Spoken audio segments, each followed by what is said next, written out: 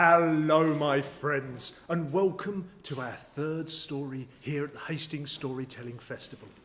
Now, this story is called The Old Woman and the Pig, and it goes a little something like this. Once upon a time it was, my friends, that there lived in a very small house an old lady, and she had very little money. Now, I don't know why it is that old ladies in these stories have very little money and live in small houses, but they always do. And come to think of it, so do the old men. Our story today, though, involves this particular old lady. Now, her house was so small that when she woke up in the morning, if she stretched like this, her fingertips would touch the walls of her house. And if she stretched like this, her fingertips would touch the very apex of the roof of her house. And on the day in question, she was scrubbing the floorboards in her kitchen when she found between two of them an old bent sixpence. Now, a sixpence is just an old coin worth 6 pennies, and this one was bent at a right angle like that. She got a knife and she dug it out of the floorboard and she looked at it in her hand and she thought, I wonder what I can get for an old bent sixpence. So she took it, she put it in her pocket, she put on her coat and she headed out of her little house to the market. She walked out of the front door, across the field until she came to a high hedge, and in the middle of the high hedge was a stile. Now, a stile is just a wooden platform of 1 or 2 steps to help you get over a hedge or a fence. And this one was as high as the old lady's waist. She climbed over the stile and walked down the road to the marketplace. When she got there, she saw people selling all sorts of things: egg and cheese and milk and flour and bread. But right at the back of the market was somebody selling the thing she wanted more than anything else in the world. There was someone selling pigs. The old lady went up to the pig farmer and she said to him, "Oh, Mr. Farmer, you have a pig that is blue and black in colour and is as high as my waist and goes... Please, may I have that pig for an old bent sixpence?" The farmer stroked his chin and said, No, look again." The old lady looked again. She went, "Oh, Mr. Farmer, you have a pig that is pink and black and is as high as the middle of my thigh, and it goes oink, oink, oink, oink, oink, oink, oink, oink, oink, oink. Please, may I have that pig for an old bent sixpence?" The farmer stroked his chin and went, No, look again." The old lady went and she looked again. She looked around, she went, "Oh, Mr. Farmer, you have a pig that is brown and furry, is as high as my knee, and it goes squeal, squeal. Please, may I have that pig for an old bent sixpence?" The farmer stroked his chin and went, No, look again. The old lady stamped her feet. She said, "Well, which pig can I have for an old bent sixpence?" The farmer said, "Look behind the black and blue pig, and look behind the pink and black pig, and look behind the brown furry pig. What do you see?" The old lady carefully looked and she said, "Well, there's a tiny pink pig as high as my ankle that goes meep." "That," said the farmer, "is the pig that you can have for an old bent sixpence."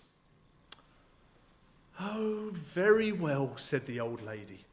She handed over her sixpence and she started leading that tiny pig on the end of a piece of string out of the marketplace.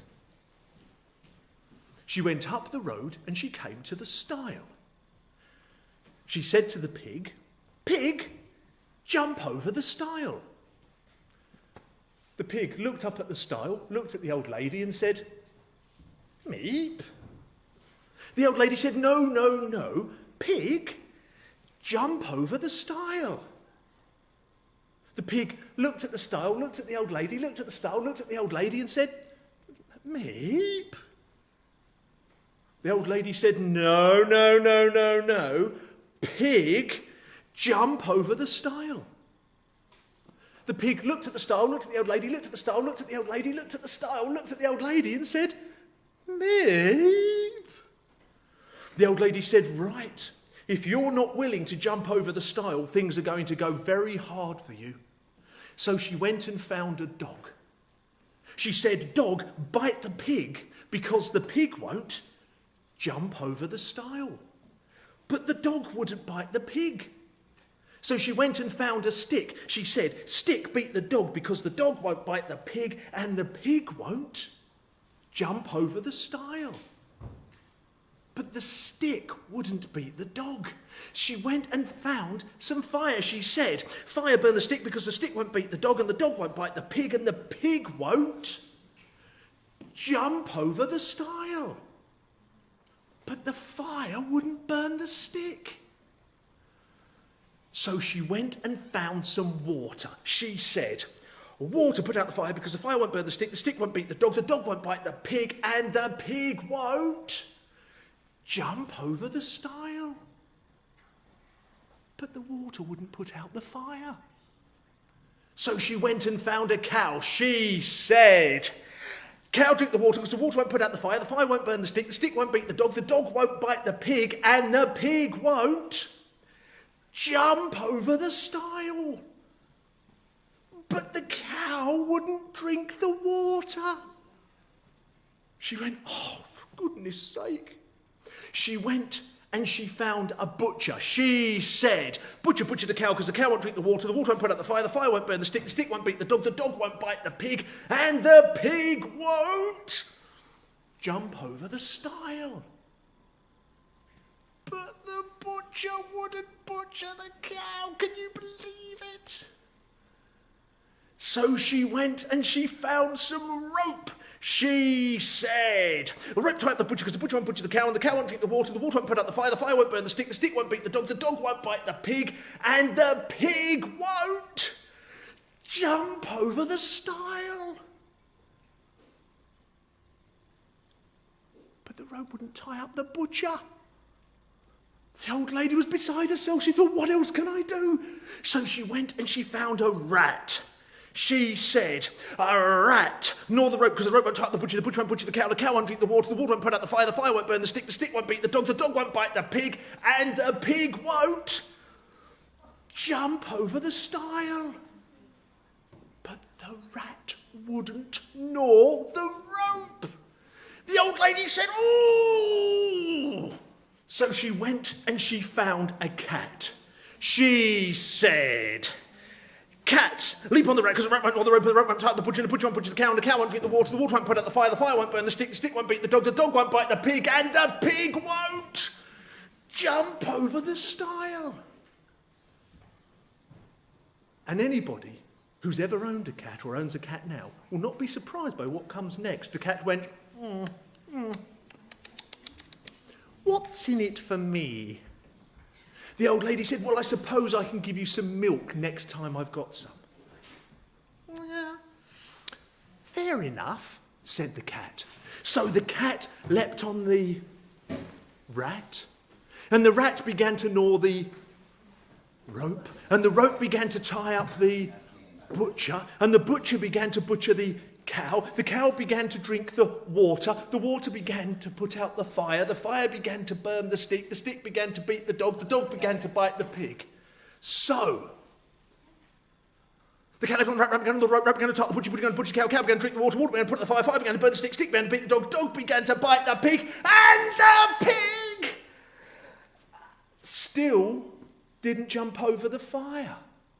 Sorry, the fire? The stile even. So after all of that, the old lady still had to bend down, pick up the pig, and put it over the stile herself. And the moral of this old English folk tale, my friends, is if you want something done, do it yourself. Thank you so much for listening, my friends. My name is Storybeard. I hope you have enjoyed Hastings Storytelling Festival. We have a few delights left for you, and I hope to see you again very, very soon.